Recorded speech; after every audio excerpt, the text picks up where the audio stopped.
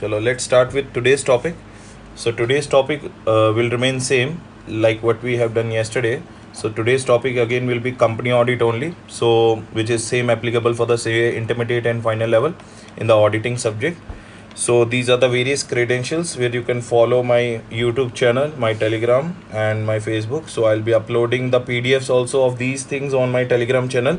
So do follow the Telegram channel to acquire the PDFs of these particular topics. तो आज का section what today's section we are going to start is तो if you remember yesterday हमने किया था section number 139 which is appointment of an auditor and section number 139(2) which is rotation of an auditor. तो आज का अपना section क्या रहेगा? आज का अपना सेक्शन रहेगा section number 139 sub section 8 which is known as what casual vacancy.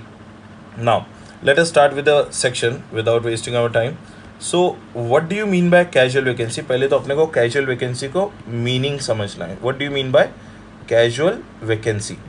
क्या होता है casual vacancy? Casual vacancy का मतलब क्या होता है? Suppose there is one auditor who joined the company. There is one auditor who joined the company and who was appointed validly by the company, but later on उन्होंने क्या किया? He either gave a resignation or he was removed or he got disqualified or any kind of reason. Due to these reason or his death took place, he became insane or insolvent. So these are the various reasons due to which he had to leave the office. So in that case what will happen? This particular company's auditor has left. Then in that company, in this case, this company has to appoint have to appoint a new auditor. They have to appoint a new auditor. So this company, as their old auditor has left, so they have to appoint a which auditor? New auditor. They have to appoint a new auditor. Now this new auditor is coming in place of what? Old auditor. This new auditor is coming in place of what? Old auditor. And for the unexpired period of which auditor? Old auditor. So what I am trying to tell you is, generally yesterday in section number 139 subsection 2, that is rotation, we understood that ki generally an auditor is appointed for one term of 5 years. What is the appointment? One term of 5 years in case of sole proprietor auditor, and then if you are a partnership or a LLP, then 2 terms of 5 years each. This is the provision applicable to the partnership firm or LLP. Now in this case what is happening? In the casual vacancy what is happening? The auditor is resigning, or auditor is disqualified, or auditor is removed. Let it be any case, whatever the case may be, he is generating what? He is generating a casual vacancy. He is generating a which vacancy? Casual vacancy in the company. He is generating a casual vacancy in the company. So in this case what the company has to do? Company has to bring the another new auditor in place of the old auditor. So what I'm trying to tell you is, you may resign in between your term also, or you may be removed in between your term, or you may be disqualified in between your term. So company have to fill casual vacancy. Company has to fill a casual vacancy, right or not? So they will bring the which auditor? New auditor in place of the old auditor. Now next thing what you have to understand is, sir, casual vacancy का actual meaning क्या होता है? Casual vacancy का meaning क्या है sir? कि to call something a vacancy, there shall be a valid appointment first. Sir इसका भी मतलब समझा दो. What do you mean by this sentence? Now बहुत सिंपल सा सेंटेंस है. Suppose this is one person called auditor. He is a chartered accountant in practicing CA. This auditor was offered a auditorship or auditor position in Reliance India Limited. So Reliance India Limited sent an appointment letter. But this auditor did not accept it and did not accept or resume his position in what? Reliance India Limited. In this case, it is not a casual vacancy. In this case, it is not a casual vacancy. क्यों? क्योंकि this particular person resumed or did not resume? Did not resume the office. Therefore, this particular person will not be called as a casual vacancy. Are you getting it? Because to call something a casual vacancy, there should be what first? Valid appointment first. Everyone clear? So to call something a casual vacancy, there should be a valid appointment first. Suppose if this auditor, let's take the another scenario number 2. If he resumed the office and afterwards he left, then only it will be known as casual vacancy. Then only it will be known as casual vacancy. So in the simple words, casual vacancy बोलने से पहले there should be a valid appointment first. अगर कोई भी valid appointment हुआ ही नहीं, it means auditor did not resume the office. It will not be termed as a which vacancy? Casual vacancy. तो उसको हम लोग casual vacancy नहीं बोलेंगे. ठीक है सर? So ये है meaning of casual vacancy. तो casual vacancy can take place due to so many reasons. It can be resignation, removal, disqualification, death. तो now let us understand कि actually ये जो section है, section number 139 subsection 8, what it actually is trying to tell us. Section number 139 subsection 8 क्या बोलता है? ये बोलता है casual vacancy के बारे में. Casual vacancy in the offices of. अब बताओ, section number 139 में we have understood the appointment of an auditor in the two different types of companies. So same casual vacancy also exists in two different types of offices. Of which company? भैया government company.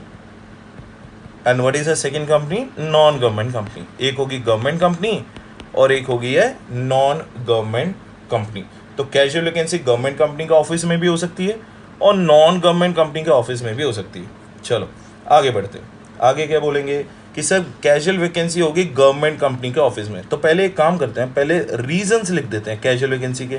तो reasons are very common. तो reasons को understand करेंगे, क्या करेंगे? D3. So what is D3? Death can be the reason, disqualification can be the reason और disability can be the reason. तो जल्दी रिपीट करें. What is D3? Death, disqualification और डिसएबिलिटी. तो फिर I3, the another three reasons are illness of the auditor, it can be insanity of the auditor or it can be what? Insolvency of the auditor. भैया ये भी reason हो सकते हैं कि उन्होंने इल हो गया, इंसेन हो गया या इंसॉल्वेंट हो गया. फिर अपना आया R2. R2 का मतलब क्या है? R2 का मतलब क्या है? Removal of the auditor and resignation of the auditor. तो ये भी दो रीजन हो गए. यहाँ तो उसे रिमूव कर दिया गया या उसने खुद से रेजिग्नेशन दे दिया. और एक हो गया यू का मतलब क्या है? अनविलिंगनेस. यू का मतलब क्या है? Unwillingness. What is the meaning of U? It can be unwillingness. तो sir in total there can be so many reasons. So among them the few reasons are death, disqualification, disability, illness, insanity, insolvency, removal, resignation and what? Unwillingness. Now we have to understand कि sir, if this disqualification, if this casual vacancy happens in case of government company, then what is the procedure? If it takes place in the government company, if it takes place in the which company? Government company. The question is, let it be any reason.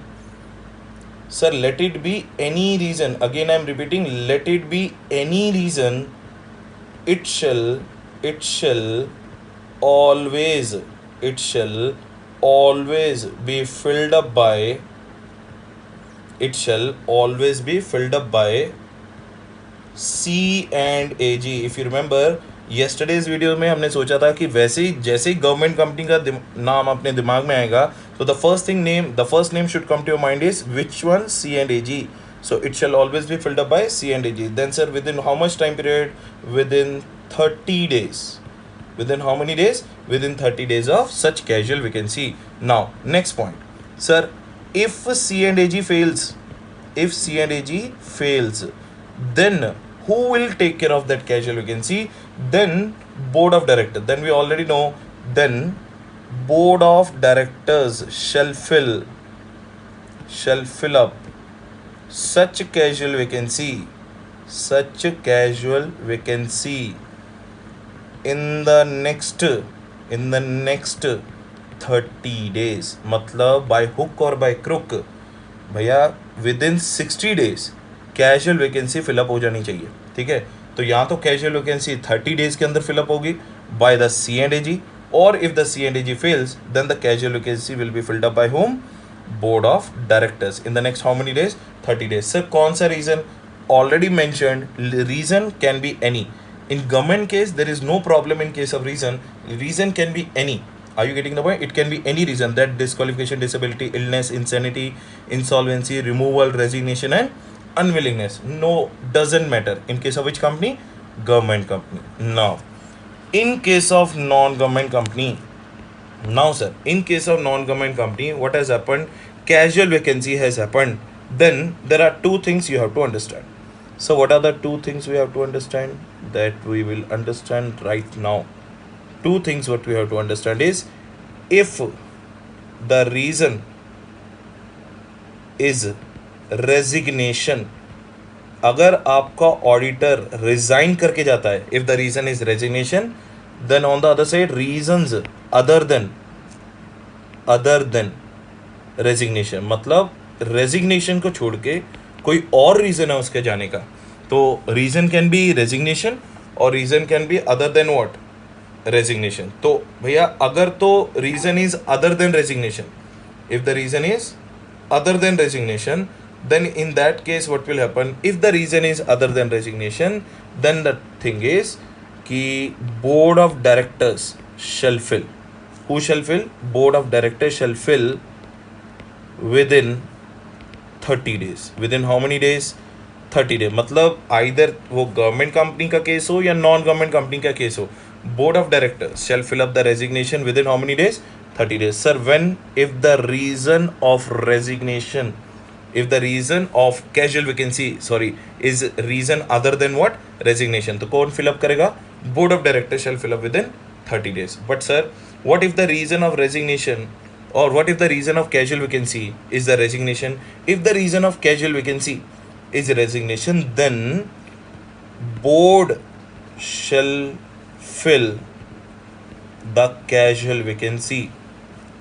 The board shall fill the casual vacancy again within 30 days, subject to approval of such appointment,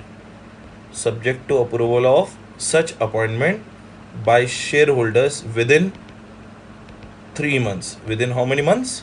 3 months. मतलब sir इसका मतलब बहुत simple है. मतलब क्या है कि auditor को, द नया ऑडिटर कौन बनाएगा? सो ये जो ऑडिटर है, ये जो न्यू ऑडिटर है, इसको कौन अपॉइंट करेगा? बोर्ड ऑफ डायरेक्टर्स अपॉइंट करेंगे. With in how many days? Sir with in 30 days of casual vacancy, if the reason is what? Resignation. But board of directors ने अपॉइंट कर लिया, but this particular person is not a valid appointment. ये कब valid होगा? This will become valid if later on shareholders will approve. If later on shareholders will approve this appointment, this new auditor's appointment within how many months? Within sir 3 months. This is the meaning of this particular point. ठीक है, तो ये हमने example यहाँ पे लिख दी. जब भी आपको रेफर करना हो तो ये एग्जाम्पल करना है. तो न्यू ऑडिटर किसने अपॉइंट किया? बोर्ड ऑफ डायरेक्टर्स ही फिलअप करेंगे. With in how many days? 30 days. क्योंकि शेयर होल्डर्स कभी भी अपॉइंट नहीं करते, कभी भी फिलअप नहीं करते हो ऑडिटर्स की कैजुअल वैकेंसी को. बट वो वैलिड कब होगी? वो वैलिड तब होगी जब उस new auditor, when the new auditors appointment will be approved by the share holder with in how many months? 3 months. Sir, what will happen if within 3 months approval is not taken? If within 3 months approval is not taken, then in that case what will happen? Then the newly appointed auditor's appointment will be termed as what? Invalid, and same casual vacancies will remain unfilled. Did you get the point? चलो quickly revise करते हैं sir. अपना section number क्या है, section number है 139 subsection 8, talks about casual vacancy in the offices of which company, government company, non government company, कौन कौन से रीजन हो सकते हैं, death, disqualification, disability, that is D3, फिर I3 इलनेस, इंसेनिटी, इंसॉल्वेंसी, फिर R2 रिमूवल एंड रेजिग्नेशन, फिर U बोले तो unwillingness. Now, in case of government company, we already understood कि reason can be any. Let it be any reason. कौन fill up करेगा sir? Always will be filled up by whom? C and AG. Within how many days? Within 30 days of casual vacancy. But if the C and AG fails, then the board of directors shall fill up such casual vacancy in the next how many days, guys? 30 days. Everyone clear? तो ये हो गया अपना casual vacancy का in case of government company. तो non government company के case में there are two things we have to understand. The reason can be resignation, reason is other than resignation. कि भैया जब अगर रीजन अदर देन रेजिग्नेशन है तो board of directors shall fill up with in 30 days, और अगर reason resignation है तो board of directors shall fill up with in 30 days. Board of directors shall fill up with in 30 days, but that new appointment is subject to the approval, subject to the approval of such appointment by shareholder within the next 3 months. shareholders को उसे approve करना पड़ेगा, then only that new auditor can continue in place of what? Casual, in place of old auditor. समझ में आया sir? तो ये हो गया अपना section number 139 subsection 8 which talks about which office, which talks about what? Casual vacancy in the office of government company and non-government company. Clear? Everyone clear? चलो अभी अपन इसका नेक्स्ट दो एग्जाम्पल करते हैं. क्या एग्जाम्पल करते हैं? पहले तो let me tell you some new amendments which has come in this particular section. तो वो अपनी अमेंडमेंट का नाम क्या है? अपनी अमेंडमेंट का नाम है section number 140 subsection 2 and section number 140 subsection 3. Sir section number 140 subsection 2 and section number 140 subsection 3 अपनी क्या है? अमेंडमेंट है. सर ये क्या अमेंडमेंट है? बहुत सिंपल सी अमेंडमेंट है. ये सेक्शन क्या बोलता है? पहले करेंगे सेक्शन नंबर 140 सबसेक्शन 2. तो 140 सबसेक्शन 2, 140 सबसेक्शन 2 क्या बोलता है कि sir let it be government company और let it be non government company. Listen to this. Let it be government company or let it be non-government company. In case of resignation, in case of what? Resignation. In case of resignation, auditor must intimate the reasons of resignation. Must intimate the reasons of resignation. Now listen to this case. So what I am trying to tell you is कि भैया चाहे वो government company हो या non government company हो, अगर auditor के जाने का कारण रेजिग्नेशन है, if the auditor is living due to resignation, then the auditor is having an obligation. Auditor must, में नहीं है, must intimate the reasons of his resignation. Now question is, in case of government company, to whom the auditor has to intimate? In case of non-government company, to whom the auditor has to intimate? The solution is very simple. In case of government company, I hope every one of you have already guessed, we will inform it to whom? C and AG. We will inform it to whom? C and AG. Who will inform? Auditor will inform to the C and AG. Now किसको intimate करेंगे? In case of non-government company, in case of non-government company, we will intimate to the company and whom? ROC.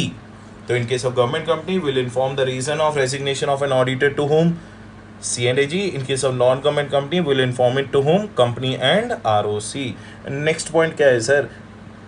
Time period है क्या कुछ? Yes sir, time period है within, दोनों के case में within 30 days of resignation. Within 30 days of resignation and in form number, यहाँ पे format भी है, इन form number ADT3. What is the form number? ADT3. ADT3 में हमको रेजिग्नेशन इन्फॉर्म करना है. We have to inform the resignation reasons in form number ADT3 within 30 days of giving the resignation. In case of government company, we have to inform it to C and AG, and in case of non-government company, we have to inform it to company and ROC. I hope everyone is clear. ये अपना छोटा सा section है, amendment थी section number 140 sub section 2। In case of resignation auditor must intimate the reasons of resignation to whom, and in case of government company to the C&AG, in case of non-government company to the company and ROC, and within 30 days of resignation in form number ADT 3। चलो section 140 sub section 2 तो हुआ। अब section number 140 section 140 sub section 3 क्या बोलता है? Section 140 sub section 3 क्या बोलता है? In case the auditor fails to give reasons of resignation, मतलब ऑडिटर भूल गया भाई अपना reasons of resignation। in case the auditor fails to give the reasons of resignation to the required authorities तो भैया पनिशमेंट है। तो भैया क्या है? पनिशमेंट है। तो पेनल्टी है और पनिशमेंट है। क्या पेनल्टी है सर? चलो पेनल्टी पढ़ लेते हैं। क्या पेनल्टी है कि भैया ₹50,000 का फाइन लगेगा। The fine of rupees what 50,000 plus ₹500 per day का ₹500 भी लगेगा। तो 50,000 तो लगेगा ही लगेगा। On 31st day ₹50,000 you have to pay, but along with that ₹500 पर डे ऑफ डिफॉल्ट, ₹500 पर डे ऑफ डिफॉल्ट भी लगेगा, subject to the maximum of ₹5 lakhs, subject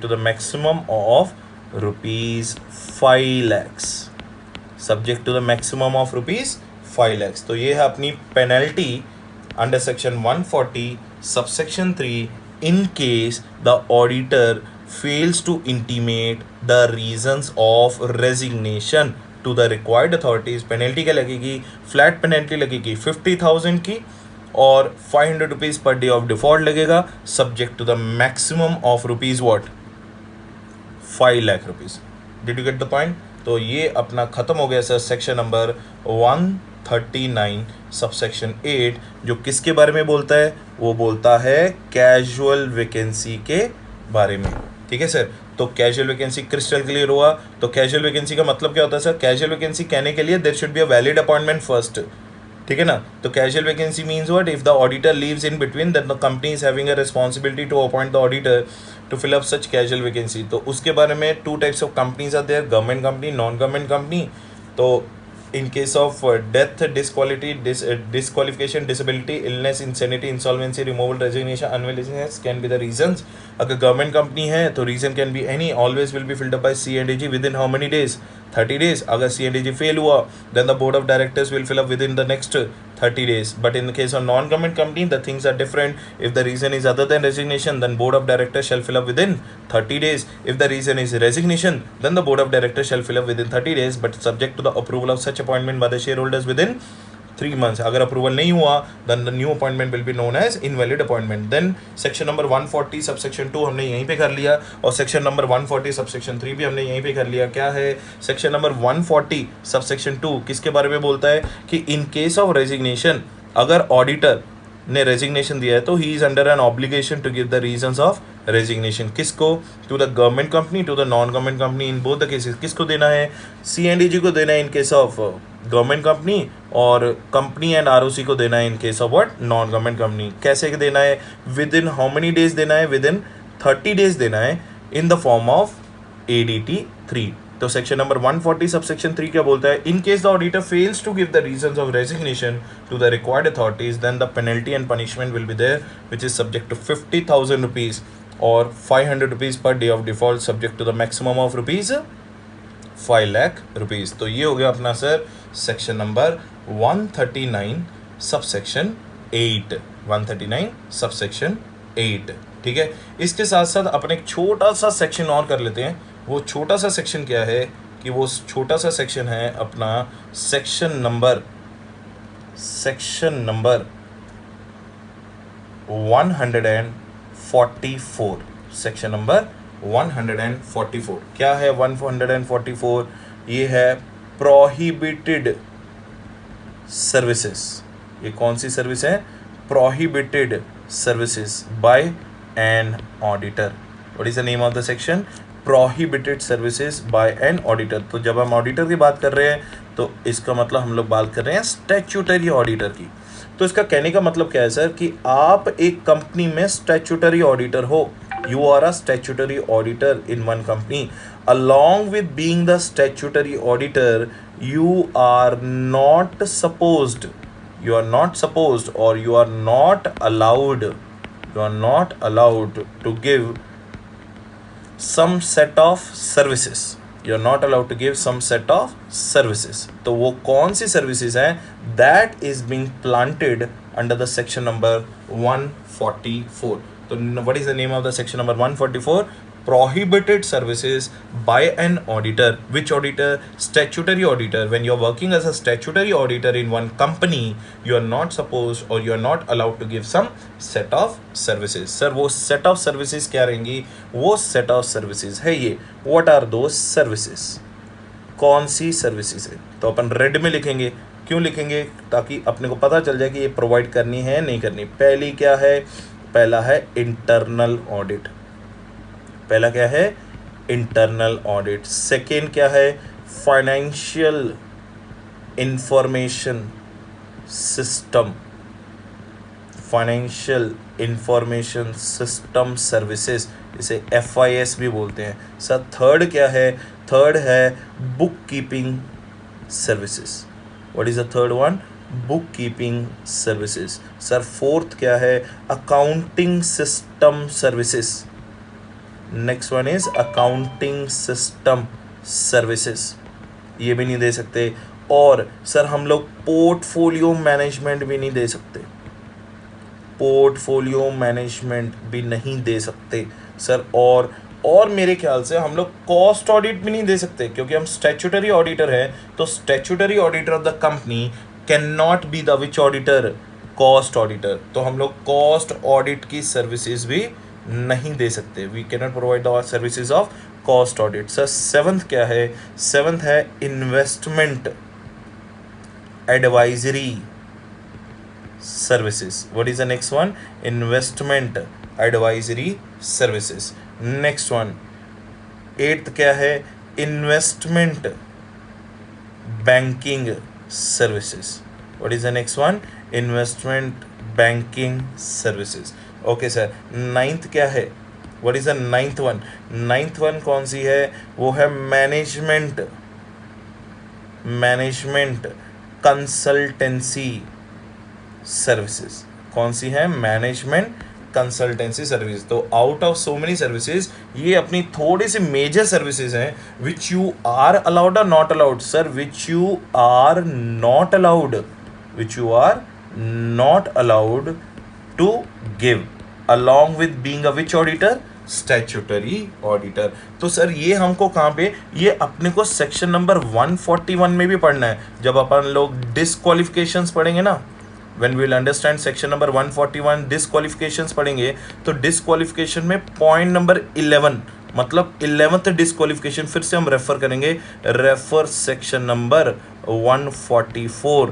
तो वो मतलब अगर आप ये सर्विसेज प्रोवाइड करते हो, if you are providing any of these services along with being a statutory auditor, you will be immediately you have to immediately vacate your office. So that brings an end to another section called section number 144. तो sir section number 144 क्या है? Allowed services और prohibited. Sir prohibited services by which auditor? Statutory auditor. This is also going to be a part of our section number 141 when we'll talk about the disqualification. So what do you mean by prohibited services? Internal audit system, financial information system, bookkeeping services, accounting system, portfolio management, cost management, investment. हाँ एक और लिख लेंगे, वो भी इसका part है. actuarial sciences services. ये भी एक ऐसी सर्विस है जो आप प्रोवाइड नहीं कर सकते. ठीक है? when you are being a which auditor? Statutory auditor. Everyone clear? Done sir? चलो ठीक है sir. That's it for today. आज के दिन के लिए ये 2 सेक्शंस कवर हो गए. तो एक काम करेंगे सर, अगर आपको really if you liked my sections like content. If you liked my company audit videos, तो प्लीज़ लाइक एंड सब्सक्राइब करें मेरे चैनल को, और मेरे टेलीग्राम चैनल को भी सब्सक्राइब करें, so that whenever I am going to give you this lectures, the PDF of these lectures I am going to upload on my Telegram. और क्या करेंगे अपन यूट्यूब चैनल पे भी नीचे आपको लिंक दे देंगे कि where you can get access to these lectures. ठीक है sir. So that's it from my side for today. Thank you so much for listening to me again. I will borrow your ears again tomorrow. So that's it for today. So thank you so much again. Chalo, see you. Take care guys. Be safe and have a nice sleep. Thank you so much.